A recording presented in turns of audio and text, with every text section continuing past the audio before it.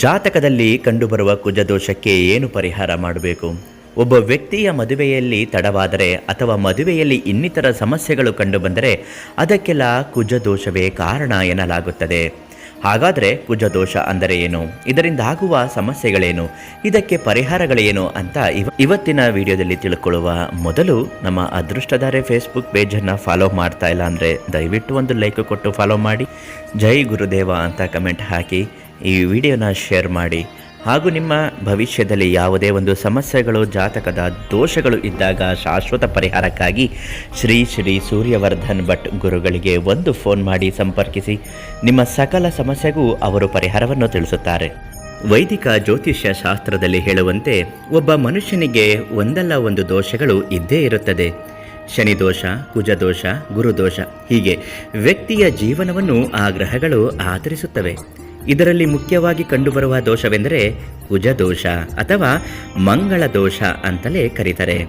ಈ ದೋಷ ಇದ್ದರೆ ಹಿಂದೂ ಧರ್ಮದಲ್ಲೂ ಕುಜದೋಷವನ್ನು ಬಹಳ ಗಂಭೀರವಾಗಿ ಪರಿಗಣಿಸಲಾಗುತ್ತದೆ. ಕುಜದೋಷವು ವ್ಯಕ್ತಿಯ ಜೀವನ, ಮದುವೆ ಮೇಲೆ ಪರಿಣಾಮ ಬೀರುತ್ತದೆ. ಆತನಿಗೆ ದುರಾದೃಷ್ಟವನ್ನು ತರುವುದು ಎನ್ನಲಾಗುತ್ತದೆ. ಕುಜದೋಷ ಇರುವ ವ್ಯಕ್ತಿಯು ಮದುವೆಯಾಗುವುದಿಲ್ಲ ಅಥವಾ ಕುಜದೋಷ ಇರುವವರನ್ನು ಮದುವೆಯಾದರೆ ಸಂಗಾತಿಯು ಕೆಲವೇ ದಿನಗಳಲ್ಲಿ ಮರಣವನ್ನು ಅಪ್ಪುತ್ತಾರೆ. ಹೀಗೆ ಹಲವು ನಂಬಿಕೆಗಳು ಇದ್ದೇ ಇದೆ. ಹಾಗಾದರೆ ಕುಜದೋಷ ಎಂದರೆ ಏನು? ಬ್ರಹ್ಮ ವ್ಯವರ್ಥ ಪುರಾಣದಲ್ಲಿ ಹೇಳುವಂತೆ ಕುಜ ಭೂಮಿ ಪುತ್ರ, ಕು ಎಂದರೆ ಭೂಮಿ, ಜ ಎಂದರೆ ಹುಟ್ಟು. ಭಗವಾನ್ ವಿಷ್ಣು ಹಾಗೂ ಭೂದೇವಿಯ ಒಗ್ಗಟ್ಟಿನ ಸಂಕೇತವಾದ ಸಾಗರದಾಳದ ಹವಳದಿಂದ ಹುಟ್ಟಿದವನೇ ಕುಜ ಎನ್ನಲಾಗುತ್ತದೆ. ಹಾಗಾಗಿ ಕುಜನನ್ನು ಭೌಮ ಎಂದು ಕರೆಯುತ್ತಾರೆ. ಕೆಂಪು ಬಣ್ಣದಲ್ಲಿರುವ ಕುಜಗ್ರಹದ ಪ್ರಧಾನ ದೇವತೆ ಸುಬ್ರಹ್ಮಣ್ಯನನ್ನು ಭಕ್ತಿಯಿಂದ ಪೂಜೆ ಮಾಡಬೇಕು. ಈ ಕುಜದೋಷದ ಲಕ್ಷಣಗಳು: ಜನ್ಮಕುಂಡಲಿಯಲ್ಲಿ ಮೊದಲ ಮನೆಯಲ್ಲಿ ಕುಜನಿದ್ದರೆ ವೈವಾಹಿಕ ಜೀವನದಲ್ಲಿ ಕಲಹ ಹಾಗೂ ಹಿಂಸೆ ಕಂಡುಬರುತ್ತದೆ. ಜಾತಕದಲ್ಲಿ 1ನೇ ಮನೆಯಲ್ಲಿ ಮಂಗಳ ಗ್ರಹವಿರುವವರು ಆಕ್ರಮಣಕಾರಿಗಳು ಮತ್ತು ಅಸಭ್ಯರಾಗಿರುತ್ತಾರೆ. ಜೀವನದಲ್ಲಿ ಸಂತೋಷವನ್ನು ಕಳೆದುಕೊಳ್ಳುವುದು. 1ನೇ ಮನೆಯಲ್ಲಿ ಮಂಗಳ ಇರುವ 4ನೇ ಅಂಶದ ಲಕ್ಷಣ. 7ನೇ ಅಂಶವೆಂದರೆ ಚಿಂತೆ ಹಾಗೂ ಪತಿ ಹಾಗೂ ಪತ್ನಿಯ ಮಧ್ಯೆ ಭಿನ್ನಾಭಿಪ್ರಾಯ ತಂದು ಇಡುವುದು. 8ನೇ ಅಂಶವೆಂದರೆ ನಿಮ್ಮ ಸುಖ ಜೀವನದ ಮೇಲೆ ಅಪಾಯವನ್ನು ತಂದಿಡುವುದು.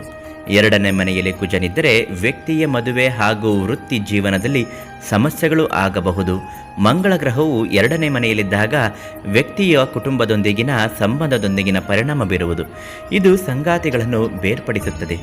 ಇಂತಹ ಸಮಸ್ಯೆಗಳು ಇದ್ದಾಗ ಈ ಕುಜದೋಷವನ್ನು ನಿವಾರಣೆ ಮಾಡಿಕೊಳ್ಳಲು ಪರಿಹಾರ ಕ್ರಮಗಳು ಏನು ಅಂತ ನೋಡೋದಾದರೆ, ಕುಂಭ ವಿವಾಹ.